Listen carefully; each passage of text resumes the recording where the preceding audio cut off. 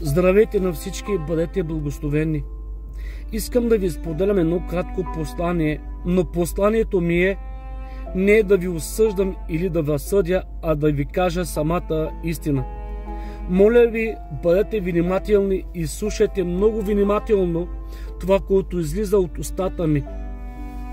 Християни, които са вярващи от 10, 15, 20 години, напуснаха Господният дом, не участват в Господната трапеза, но те продължават да се наричат християни. Не знаеш ли, не си ли чул, че този, който не яде от плътта на Исус Христос, че този, който не пие от Неговата кръв, той няма дял с Него, той няма живот с Него, той няма вечен живот. Християните днес участват на всички други трапези, в бесовски трапези, в сатанинските трапези, в кючека, в гюбека и в ядене и в пиене на светските неща, но не участват в Господната вечеря. Не ви ли е срам? Много хора се наричат тук в ТикТок пастири, а ние не знаем къде пастируват. Не знаем в коя църква те пастируват, но те се наричат проповедници и пастири.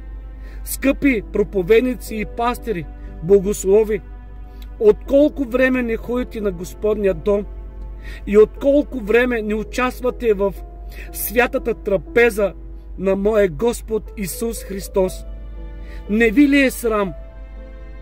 Не ви ли е срам да се заблудите? Не ви ли е срам да заблудите и хората, простодушните?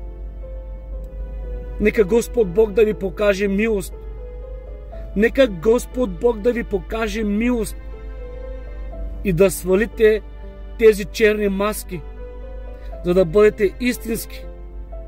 Не знам как ще кажете, че Исус живее във вас, тъй като вие не участвате в Господната трапеза. Как ще го кажете, че Исус живее във вас, че вие не ядете от плътта му, не пиете от кръвта му? Самият Исус не е ли е казал това?